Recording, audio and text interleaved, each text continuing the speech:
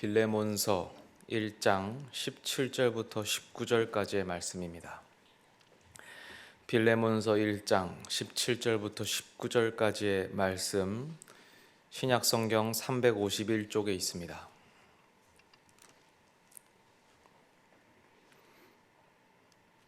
빌레몬서 1장 17절부터 19절, 하나님의 말씀을 한 목소리로 봉독하시겠습니다.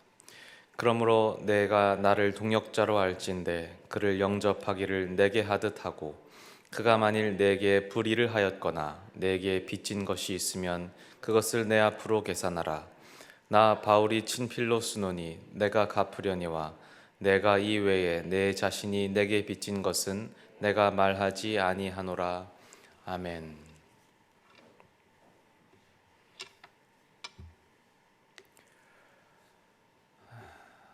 최근에 몇몇 분들이 저를 걱정을 해주십니다.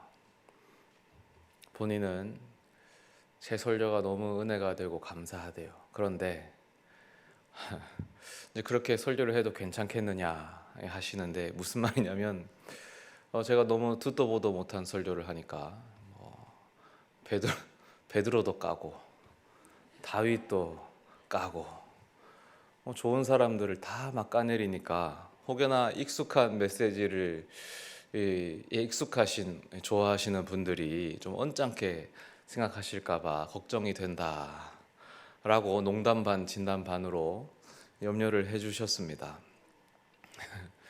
네, 제가 참 부족하고 천방지축인데 이러한 저를 사랑으로 용납해 주시는 성도님들께 감사드리고, 누구보다 하나님께 감사드립니다.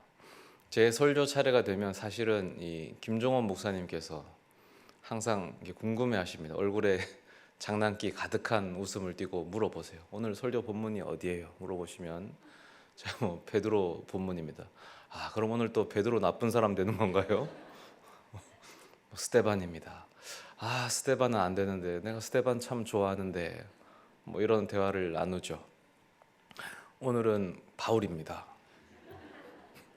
그런데 제가 바울은 까내리지 않습니다. 왜냐하면 제가 성경에서 절대 까내리지 않는 인물이 바울인데, 바울은 제가 가장 좋아하는 인물이고, 좋아한다고 근데 편파적으로 하는 것이 아니고, 바울은 제가 사실 인생의 목표로 삼는 인물이고 가장 존경하는 인물입니다. 근데 사실 바울은 스스로 성경에서 말하기를 나를 본받으라 했죠. 근데 이런 바울을 제가 설교에서 까내리면 이것은 저는 제 생각에는 신학적으로 옳지 않다라고 생각을 좀 합니다. 제가 오늘 빌레몬서를 읽었는데, 사실 빌레몬서는 한 장으로 쓰여진 짧은 책이고, 그래서 사실 찾기도 쉽지가 않아요. 어디 숨었는지 찾기도 쉽지가 않고, 설교할 때도 좀 주목받지 않는 서신서 중 하나인데, 그런데 저는 이 빌레몬서야말로 이 바울의 정말 진수가 담겨 있는 책이다라고 생각을 합니다. 그래서 바울이 나를 본받으라라고 했는데, 그것을 뭘 본받으란 말이냐라고 할 때 이 빌레몬서를 잘 보면 정말 그의 진수를 확인할 수 있다라고 저는 생각을 합니다. 그래서 간단히 빌레몬서를 좀 소개해 드리면, 이 편지는 바울이 빌레몬에게 쓰는 편지겠죠. 빌레몬은 부유한 사업가였고 바울과는 각별한 사이였습니다. 바울이 빌레몬을 전도해서 빌레몬이 바울을 통해서 그리스도인이 됐습니다. 현재 바울은 나이가 많고 감옥에 갇혀 있는 상태이고, 빌레몬에게 어떤 부탁을 하기 위해서 이 편지를 썼습니다. 9절과 10절을 보시면 이렇습니다. 도리어 사랑으로서 간구하노라. 나이가 많은 나 바울은 지금 또 예수 그리스도를 위하여 갇힌 자 되어 갇힌 중에서 낳은 아들 오네시모를 위하여 내게 간구하노라. 그러니 지금 바울 곁에서 시중을 들고 있는 오네시모를 결론적으로 용서하라는 부탁인데, 오네시모는 사실 성도님들 잘 아시겠지만 원래 빌레몬의 노예였습니다. 그런데 지금 바울 곁에 있죠. 빌레몬의 집에서 일을 하던 노예였던 오네시모가 아마 어떤 잘못을 한 모양입니다. 그리고 도망을 쳤지요. 추측하건대 기존의 범죄 플러스 아마 빌레몬의 돈을 또 조금 훔쳐서 나왔을 겁니다. 빌레몬의 집은 골로새였고 바울이 갇혀 있는 곳은 에베소인데, 이 장소에 대해서는 조금 논쟁이 있지만 저는 뭐 에베소일 거라고 생각합니다. 뭐 크게 상관은 없는데, 어쨌든 이 장소가 뭐 어디든 간에 그 거리를 이동하려면 노잣돈이 필요했을 거고 그 돈을 훔쳤을 겁니다. 오네시모가 바울의 곁으로 직행했는지 아니면 이곳저곳을 유랑하다가 이 바울을 만났는지는 모릅니다. 하지만 빌레몬과 바울 자체가 각별한 사이였기 때문에 오네시모는 그 전부터 바울을 알고 있었을 거고, 도망 생활을 하다가 어떤 일을 계기로 바울을 만나고 이제 바울의 곁에서 시중을 들게 된 것이죠. 그러면 바울이 오네시모를 만나서 뭘 하겠습니까? 전도를 하겠죠. 자기의 주특기지 않습니까? 그래서 전도를 했고 오네시모가 주님을 영접하게 되었고, 그래서 이제 오네시모를 바울은 내 아들이다라고 부릅니다. 그리스도 안에서 자신의 가족으로 받아들이게 된 거죠. 이제 그렇게 사역을 이어나가면 될 것 같습니다. 특히 오네시모는 시중 드는데 전문가 아닙니까? 특히 바울이 이제 고령이고 나이도 많고 하니까 여러 가지로 바울에게 필요한 사람이죠. 그런데 바울이 여기서 새로운 결심을 합니다. 오네시모를 원래 주인이었던 빌레몬에게 돌려보내야겠다라고 하죠.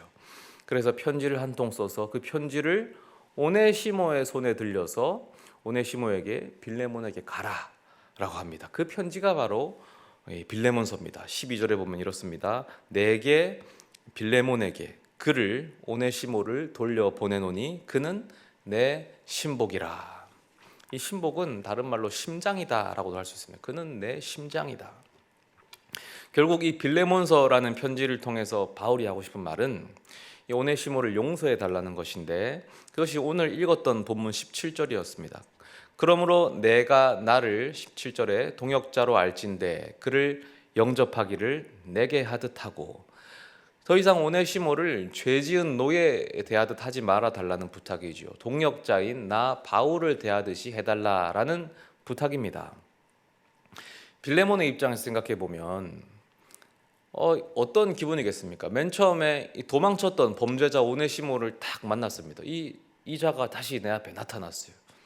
그런데 갑자기 편지를 딱 들이미는데 이 편지가 바울의 편지입니다. 그리고 편지를 읽어봤더니 그 내용이 오네시모를 용서하라라는 내용이죠. 바울이 편지에서 독특한 화법을 씁니다. 그냥 용서하라고 하지 않고 나에게는 너도 알듯이 권위가 있다. 그래서 내가 명령을 하면 너는 무조건 들어줘야만 하지. 하지만 나는 그 권위를 쓰지 않겠다. 네가 스스로 용서를 좀 해주면 좋겠다. 그것이 8절과 14절을 보면 이해가 되는데 이렇습니다. 이러므로 내가 그리스도 안에서 아주 담대하게 내게 마땅한 일로 명할 수도 있으나, 14절 다만 내 승낙이 없이는 내가 아무것도 하기를 원하지 아니하노니 이는 너의 선한 일이 억지같이 되지 아니하고 자의로 되게 하려 함이라. 사실 근데 이것이 읽기에 따라서는 우리 입장에서는 오히려 더 강압적으로 느껴질 수도 있습니다. 이 높은 사람이 이런 식으로 말을 하면 어떻게 거절합니까? 그러나 이 편지가 공개적으로 낭독되었다는 사실을 생각하면 좀 성격이 달라지거든요. 이 편지는 사적인 편지였지만 빌레몬이 혼자 읽은 것은 아닙니다. 이 편지는 빌레몬의 집에 예배하러 모인 그 기독교 공동체, 교회가 함께 읽었습니다. 왜냐하면 1절과 2절에서 편지의 수신자로 빌레몬뿐만 아니라 그 교회가 함께 언급되기 때문입니다. 1절과 2절에 1절 끝에 붙어서 보면 이 수신자가 언급되는데 동역자인 빌레몬과 2절 자매 아비아와 우리와 함께 병사된 아키포와 내 집에 있는 교회에 편지하노니, 그러니 교회 전체가 함께 공개적으로 읽는 편지인데 아까 14절에 보면은 너의 승낙이 없이는 내가 아무것도 하지 않겠다라고 선언하거든요. 그러니까 공적인 자리에서 바울은 말 그대로 이 용서의 결정권을 빌레몬에게 넘긴 것입니다. 근데 더 중요한 것은 바로 여기서 한 발자국 더 나아갔다는 사실인데 18절에 그가 만일 내게 불의를 하였거나 내게 빚진 것이 있으면 그것을 내 앞으로 계산하라. 오네시모가 도망친 것도 죄지만 도망치면서 또 빌레몬의 돈을 훔쳐서 달아났겠죠. 하지만 지금 바울은 고작 돈 몇 푼을 갚겠다는 이야기를 하는 것이 아닙니다. 로마 시대에 노예가 주인의 집에서 도망쳤을 때 마땅히 받아야 하는 죗값이 있었습니다. 그것은 십자가에 매달리는 십자가 처형이었습니다. 로마는 전통적으로 주인에게 반역한 노예들을 십자가에 매달아 죽였습니다. 이것은 수많은 당대 역사가들이 역사책으로, 역사 증언으로 증언합니다. 십자가 처형은 예수님이 죽은 정치범 처형뿐만 아니라 주인에게 반역한 노예들을 처형하는 공식적인 처형 틀이었습니다. 바울이 편지에 선언하는 겁니다. 공식적인 자리에서 오네시모를 대신해서 내가 십자가에 달리겠다. 이것은 빈말이나 과장이 아니었어요. 왜냐하면 19절을 보십시오. 나 바울이 바로 연결되는 겁니다.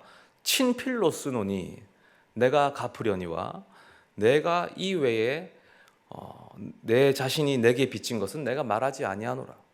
친필로 쓴다. 이 계약서에 서명하는 것과 같은 것입니다. 반드시 내가 갚겠다. 빌레몬 네가 나한테 빚진 것이 있는 것 전혀 상관하지 않고 다른 아무 조건 없이 오네시모가 져야 할 십자가를 내가 대신 지겠다. 내가 목숨을 걸고 오네시모를 살리겠다. 이 순간 바울은 지금 그리스도와 똑같은 길을 걷고 있는 거예요. 바울도 우리와 똑같은 인간이었습니다. 근데 어떻게 바울이 이런 경지에까지 오를 수 있었을까요? 어떻게 그는 예수 그리스도와 똑같은 삶을 살아내고 그래서 자신 있게 나를 본받으라 라고 가르칠 수 있었을까요? 고린도전서 15장에 보면 짧은 그의 간증이 나오는데 그는 자기 자신이 누구보다 허물이 많았던 죄인임을 고백하면서 그를 이렇게 만든 것이 모두 하나님의 은혜였다고 고백합니다. 고린도전서 15장 9절 10절인데요. 나는 사도 중에 가장 작은 자라. 나는 하나님의 교회를 박해하였으므로 사도라 칭함받기를 감당하지 못할 자니라. 그러나 내가 나 된 것은 하나님의 은혜로 된 것이니 내게 주신 그의 은혜가 헛되지 아니하여 내가 모든 사도보다 더 많이 수고하였으나 내가 한 것이 아니요 오직 나와 함께 하신 하나님의 은혜로라. 우리가 다 알지요. 이 사건은 정확하게 다메섹 도상의 회심 사건을 일컫는 말입니다. 바울은 이때 체험한 하나님의 은혜 사건이 자신을 변화시켰다고 고백합니다. 바울 자신의 힘이 아니라 하나님의 은혜가 능력으로 자신을 변화시켰다고 고백하는 것이죠. 이 능력을 좀 자세히 살펴보기를 원합니다. 바울은 철저한 유대인이었죠. 바리새파 유대인이었습니다. 이런 사람에게는 우선 부활이란 개념이 중요한데 이 부활을 바리새인들이 믿었지 않습니까? 이 부활은 뭐냐면 마지막 날 하나님의 심판이 일어날 때에 이 의인으로 판명난 모든 사람들이 한꺼번에 일어나는 것이 부활이었습니다.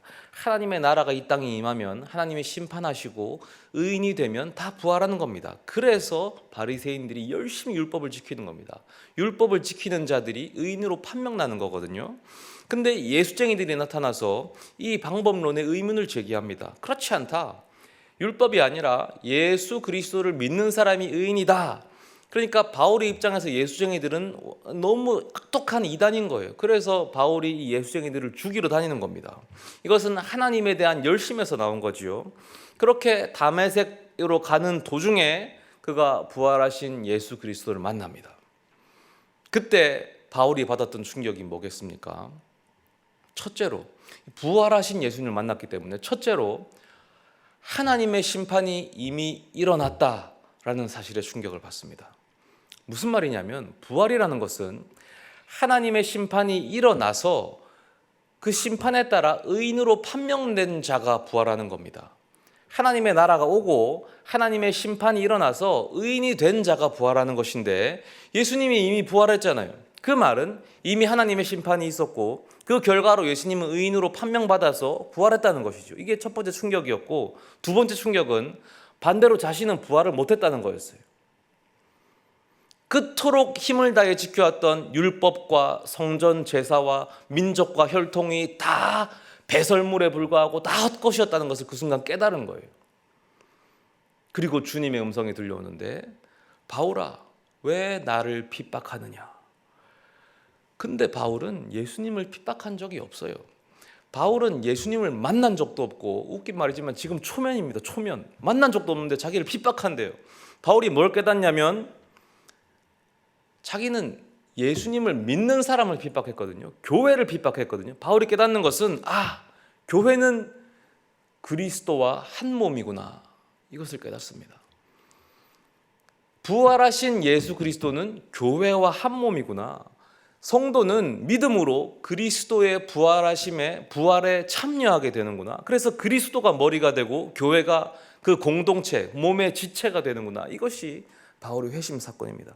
그리고 바울이 그 순간 눈에 비늘 같은 게 덮여져서 사흘 동안 앞을 못 보게 되죠. 빛이 없이 지냅니다. 그동안 무슨 생각을 하겠습니까? 캄캄한 어둠 속에서 뭘 했겠습니까? 그가 살아온 모든 삶에 대한 사망 선고를 받는 겁니다. 부활하지 못한 죄인이잖아요. 그는 하나님을 위해 살아온다고 혼신의 노력을 다해 살았는데 이제 보니 그 모든 삶이 하나님과 철천지 원수가 되는 삶이었죠. 사망 선고를 받은 거예요. 죽은 삶이에요. 얼마나 부끄럽고 안타깝겠습니까? 죄인 중에 괴수가 자기 자신입니다. 그런데 하나님이 자기를 용서하시죠. 새로운 삶을 허락하신 거예요. 다메섹 도상에서 바울의 삶은 완전히 끝난 겁니다. 그 인생이 종결된 거예요. 그리고 그 눈에서 비늘이 벗겨졌을 때에 새로운 삶이 시작되죠. 그 삶은 주님이 허락해 주신 삶입니다. 그러니 그 삶의 주권은 더 이상 바울에게 있지 않습니다. 그 주인은 예수님이 주인이지요. 그래서 갈라디아서 2장 20절에 내가 그리스도와 함께 십자가에 못 박혔나니 그런즉 이제는 내가 사는 것이 아니요 오직 내 안에 그리스도께서 사시는 것이라. 이제 내가 육체 가운데 사는 것은 나를 사랑하사 나를 위하여 자기 자신을 버리신 하나님의 아들을 믿는 믿음 안에서 사는 것이라. 바울의 이 고백은 종교적인 고백이 아닌 거예요. 말뿐인 구호가 아닌 거예요. 그는 진실로 이런 삶을 살았습니다. 자기 삶의 주인됨을 주장하지 않았습니다. 그러니까 얼마든지 십자가에 달릴 수 있는 거예요. 이미 한번 죽은 목숨이거든요. 교회를 위해서 일평생을 헌신할 수 있는 겁니다. 자기를 위해 시종하는 그 노예 오네시모를 위해서 얼마든지 십자가에 달릴 수 있는 거죠. 그렇게 작은 예수가 됩니다. 이것은 바울 스스로의 노력으로 할 수 있는 일이 아니었고 바울을 뒤집으신 하나님의 은혜의 능력으로 된 일이었습니다. 바울이 이렇게 작은 예수가 될 수 있었던 비결은 하나님의 은혜의 능력이었습니다. 사실은 오늘 제가 다른 설교를 준비했었는데 어제 그 권사회에 참석했다가 마음에 감동이 있어서 다 갈아엎고 새로 급하게 쓴 설교입니다. 이 권사회, 어제 권사회에 이 탈북민 대상으로 이 사역, 국내 사역하시는 이 김북한 목사, 예명이신데 김북한 목사님이 오셔서 좀 은혜로운 말씀을 전해주셨습니다. 저도 이게 들으면서 많은 감동과 도전이 됐어요. 하나님께서 북한에서 어떻게 일하고 계시는지 생생하게 들을 수 있었습니다. 이 북한, 김일성을 신적인 존재로 믿고 있는 이 나라지 않습니까? 하나의 이 종교적인 국가인데 하나님께서 이 고난의 행군을 그 나라에 허락하신 거죠. 눈물로 허락하신 거죠. 김일성, 김정은이라는 존재가 그 인민들의 모든 것을 책임져 공급하는 그 시스템이었는데 그러면서 신이 되고 있었는데 하나님이 그 시스템을 붕괴시켜 버린 거죠. 고난의 행군을 통해서. 그러니까 그 북한의 체제가 마비되지요. 그리고 나서 그 빈 공간을 어떻게 되느냐? 탈북자를 통해서 기독교가 스며들어 갔답니다. 그리고 이제 하나님이 지금 놀랍게 일하신대요. 거기에 있는 숨은 기독교인들이 예수 이름으로 기도하면 기도가 놀랍게 응답된답니다. 병자를 위해 기도하면 예수 이름을 기도하면 병자들이 벌떡벌떡 일어난대요. 우리나라는 병원이 있으니까 하나님이 그런 기도를 들어줄 사실 필요가 없으시죠. 병원 가면 되니까. 근데 그 북한은 병원이 없으니까 하나님이 긴급하게 들어주신대요. 의사에게 어떻게 데려가도 의사가 놀란답니다. 어떻게 된 일이냐? 진실을 말해라. 근데 말도 못하죠.